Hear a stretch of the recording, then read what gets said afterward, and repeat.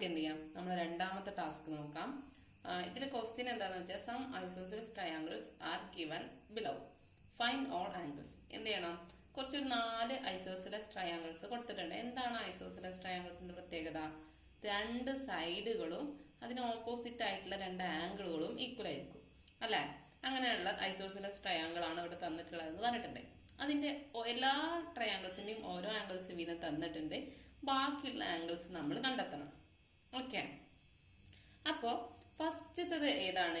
ഫസ്റ്റത്തത് triangle A B C ആണ്. അതിൽ ഒരു ആംഗിൾ 30 ഡിഗ്രി തന്നിട്ടുണ്ട്. ഓക്കെ, അപ്പോ ഇത് നോക്കുമ്പോൾ നമുക്ക് മനസ്സിലാവുമല്ലോ, ഈ ബി സി ആണ് വലിയ സൈഡ് വരുന്നത് അല്ലെ. ഏകദേശം എ ബിയും എ സിയും ഈക്വൽ ആയിട്ട് വരുന്നുണ്ടല്ലോ. സോ നമുക്കത് അവിടെ എഴുതാം. എന്താണ്? A B equal to A C. അത് രണ്ടും ആണ് ഈക്വൽ ആയ സൈഡുകൾ. അപ്പൊ ഏതൊക്കെ ആംഗിൾസ് ആയിരിക്കും ഈക്വൽ ആയിട്ട് വരിക? ഈ സൈഡും ഈ സൈഡും ആണ് ഈക്വൽ ആയിട്ട് വരുന്നത്. അപ്പൊ അതിന്റെ നേരെ ഓപ്പോസിറ്റ് ഉള്ള ഈ ആംഗിളും ഈ സൈഡിന്റെ നേരെ ഓപ്പോസിറ്റ് ഉള്ള ഈ ആംഗിളും ആയിരിക്കും എന്തായിട്ട് വരിക? ഈക്വൽ ആയിട്ട് വരിക അല്ലെ. അപ്പൊ ഇത് 30 ഡിഗ്രി തന്നതുകൊണ്ട് ഈ ആംഗിളും എന്തെന്നായിരിക്കും? 30 ഡിഗ്രി തന്നെ ആയിരിക്കും അല്ലെ. ആംഗിൾ ബി 30 ആയതുകൊണ്ട് ആംഗിൾ സിയും എന്തായിരിക്കും? 30 ഡിഗ്രി ആയിരിക്കും. ഓക്കെ, ഇനി എങ്ങനെ ആംഗിൾ എ കണ്ടെത്താം?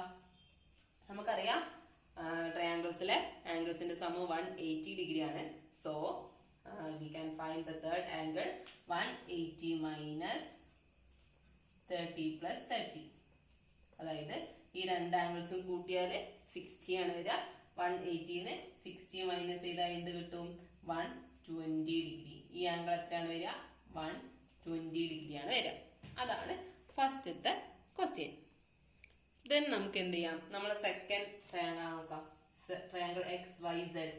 ഇതിൽ നമുക്ക് കണ്ടാൽ തന്നെ മനസ്സിലാക്കാം എന്താണ്? വൈ സെഡ് സ്മോളസ്റ്റ് സൈഡാണ് അല്ലെ. അപ്പൊ ഏതൊക്കെ സൈഡുകളാണ് equal? X Y equal to X Z അല്ലെ.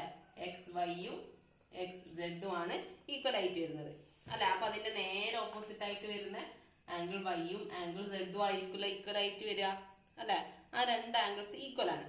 അപ്പൊ ഇതിൽ നിന്ന് പക്ഷെ ആ രണ്ട് ആംഗിൾസ് നമുക്ക് തന്നിട്ടില്ല. പക്ഷെ എന്ത് ചെയ്തിട്ടുണ്ട്? ആംഗിൾ എക്സ് തന്നിട്ടുണ്ട്. ആംഗിൾ എക്സ് എത്രയാണ്? 40 ആണ് അല്ലെ. അപ്പൊ നമുക്കറിയാം 3 ആംഗിൾസും കൂടി കൂട്ടിയാൽ എന്ത് കിട്ടും? 180 കിട്ടും. അപ്പൊ ഈ 180 നമ്മള് 40 മൈനസ് ചെയ്താല് നമുക്ക് 140 ആണ് കിട്ടുക. 140 ഡിഗ്രി ബാക്കിയുണ്ട്. ഓക്കെ, അപ്പൊ എന്ത് ചെയ്യാ? ആംഗിൾ വൈക്കും ആംഗിൾ സെഡും രണ്ടും ഈക്വൽ ആണ്. അതുകൊണ്ട് എന്ത് ചെയ്യാം, ആ രണ്ട് ആംഗിൾസും ഈ 140 നമുക്ക് ഈക്വൽ ആയിട്ട് കൊടുക്കാം. അപ്പൊ എത്രയാണ് വരിക? Angle Y equal to angle Z is 140 divided by 2, that is 70 degree. അതായത് ഈ രണ്ട് ആംഗിൾസും 70 ഡിഗ്രി വീതാണ് വരിക. ഓക്കെ ഓക്കെ, ഇനി നമുക്ക് എന്ത് ചെയ്യാം, നമ്മുടെ മൂന്നാമത്തെ ട്രയാങ്കിൾ നോക്കാം. മൂന്നാമത്തെ ട്രയാങ്കിൾ നോക്കുമ്പോഴും എന്താണ്? നോക്കൂ, എം എൻ ചെറിയ സൈഡ് അല്ലേ, നോക്കുമ്പോൾ മനസ്സിലാവുന്നില്ലേ? അപ്പൊ നമുക്ക് എന്ത് മനസ്സിലായി? എൽ എമ്മും എൽ എന്നും ആണ് ഈക്വൽ ആയിട്ടുള്ള സൈഡുകൾ. ഏതാണ്? L M equal to L N അല്ലെ, ഈ രണ്ട് സൈഡുകളും. അപ്പൊ ഏതായിരിക്കും? ഈ ആംഗിളും ആയിരിക്കുമല്ലോ ഈക്വൽ ആയിട്ട് വരിക. അതായത് എൽ എമ്മിന്റെ നേരെ ഓപ്പോസിറ്റ് ഉള്ള ഈ ആംഗിൾ അല്ലെ.